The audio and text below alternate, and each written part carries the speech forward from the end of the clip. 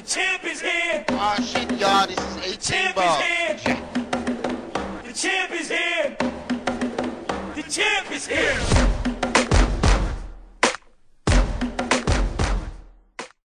You know, it's amazing because you behind you at the forefront of a powerful movement. Yeah. I mean, how's that pressure on you? Ain't no pressure, man. I'm gonna tell you this, man, and I'm a pretty humble guy, but man, what we do. Tim told me this a long time ago. I used to be writing stuff, and I would second guess myself, because you know, of all the music that you heard of Tex over the years, like I usually been responsible for a lot of the hooks. Right. You know what I'm saying? So I would second guess myself on that, and even, you know what I'm saying, rapping too, you know, and Tech always said, man, look, this is why I got you with me. You got it. Yeah. It's in you. You don't have to even try. It's in you. Everything you write is dope. So it's like, I got that in my head. Yeah. I got that motherfucker stand. I took that and I felt like, okay, well, the pressure was over. So when he tell me, I don't know if y'all saw this video, Leave Me Alone, that was on NT, when he said, hey man, listen to this beat. I want to write something called Leave Me Alone. I was like, hold on. Stay away from me. Yeah. I mean, like right then. Right. So it just pours out of me, so it don't feel like pressure, because what everybody is seeing right now, we've been doing it for 10 years. Yeah. It's just more people are paying attention. Right. It ain't like we just decided like 3 years ago, like, oh, we got to be better. Now let's jump around. No, nigga, we've been jumping around 10 years ago, right, in front of 7 motherfuckers. Yeah. And everybody just looking like, what the fuck is this? Yeah. Especially like the more black crowd. Right. I can remember us doing the thing in Austin, Texas, with Twister and what's dude's name? Get on my level. Those Scrappy. Those Scrappy and what's the group? I can't remember. T-shirt was there. Yeah. And I remember we came out. And we had the preacher's robe on, the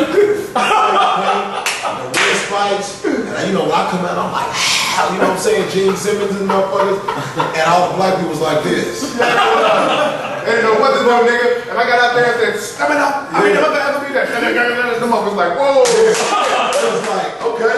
And then we did, you know, Play It Rock, which would sound like some shit. It was kind of, they had it down south. Right.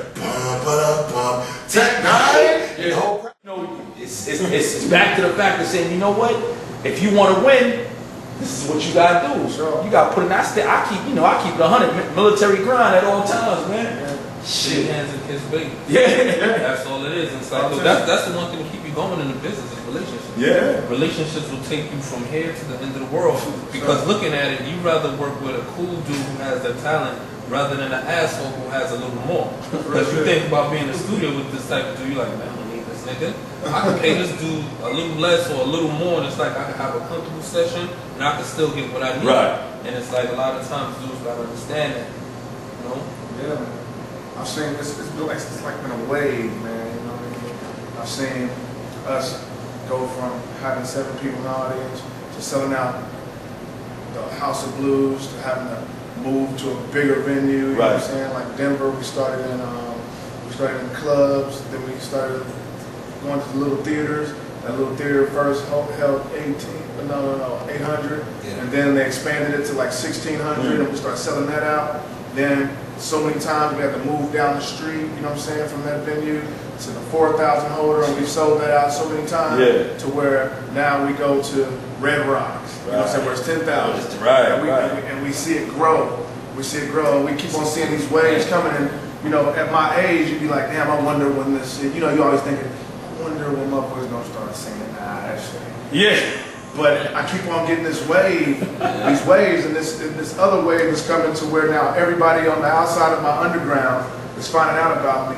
I'm 38 years old. I'll be 39 November 8th. Like when I'm tired, ready to kick out my family, here we go again. It's a rebirth. It's a rebirth. It's like 9 lives. You know what I'm saying? But you know what? It's crazy. But that's what I tell you. Like primarily a few of us up there, you know what I mean? So we the one reason I say that is because like I look at one dude here, and I can say that even with Jay. Jay been in the game for almost 20 years. Yeah. And it's like even Fat Joe, when you have that climb, the slow climb is better than that instant success. Yeah, sure. Like even for the one of the young dudes, like I be telling dudes like, yo, even the dude J. Cole, a lot of people be like, I don't know. But he's having that slow climb where it's like 1, by one, by one. So in another year or two, they might be like, ah, that's cool.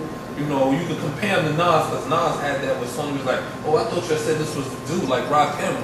He sold like 100 and something thousand on his first album before he did the second one. They was ready to drop him. So, you know, by word of mouth and it's like everything else, like, you know, that helped them grow. And it's like when you're an artist, the more that you grow, every album that you do, you turn on to another 2 or 3 fans. Yeah. Especially with the shows. As long as you stay you. When you start doing something else, it's when they start being like, I don't know. So you just gotta stay you. If you incorporate different people into it's got, as long as you stay in you, you bring them into your world. Yeah, it's gonna grow. Yeah. And it's like for you, it's like you've been growing and growing, and it's like now I see some dudes out here who be like I saw somebody today, like, yeah, I'm gonna see TECHN9NE. Oh, you wanna see? Yo, that dude is dope. I was just checking him out on YouTube. You know, so when you're looking at it, you're starting to get the fans, and before you know it, you're going to be having shows over here. Right. It may start out like at SOBs, and it could go to like the BBKs, and you never know, sky's the limit. Sure. Because even region by region, as long as you're doing you, it's like a nucleus. You start over here, and it just keeps swelling and swelling and swelling. And before you know it, people look at it, and it's like if they measure it by success, you know, the success that you have is way more than some of these other dudes who've been on the label, a gold artist. No doubt. So it's like you can look and be like, hey, you know, I got what he got and I'm indie. Right. You know, I did what he did and I'm indie. I'm on the road like 200 something days a year. This month. Yeah, shot. When the young dudes look at it, it's like they do their research. They're like, oh man, this dude's been here for a while. Yo, he kind of cold, man. Yo, let me check this. And then they start going back and back and back, and then they become real fans because then they went from here and they do their research to them. It's like you captivate them, you keep their attention. I got this new song where I'm talking about, like, you got this one dude who's been here since the beginning of the hip hop shit. You know what I'm saying? I'm talking about as far as back as Blowfly. I'm talking about, you know what I'm saying? I'm talking about, like, that was the first Too Short, wasn't it? You know what I'm saying? With the cuss words and all that shit. You feel me? Yeah, but Blowfly is a rapper. Yeah. So I'm talking about a motherfucker that's been here since the beginning and still on the incline. And he sees the rise and fall of a lot of MCs. You know what I'm saying? They looked at him they looked at him in his eye. And you wonder what his name is, you know what I'm saying? And it's Alucard, you know what I'm saying? It's like he's a vampire. He's like everlasting life in music. And that's what I feel like. That's crazy stuff. Yeah, it's Dracula backwards, you know what I'm saying? Alucard, you know what I'm saying? So, it's crazy. That's what I feel like. Damn, I see so many motherfuckers die, you know what I'm saying? But when I'm still on the incline, I'll be like, damn, it's crazy. Like, motherfuckers like us in the rap game. And I ain't the only one. I say that in the song, I'm not the only one of my kind. There's a lot of us that's still like this. Yeah, it's the incline. Wow, all these motherfuckers is falling. Yeah. You know what I'm saying? As long as you stay true. So I see growth with Fred, man, and it's just an honor right now to see what he's doing right now. You know what I'm saying?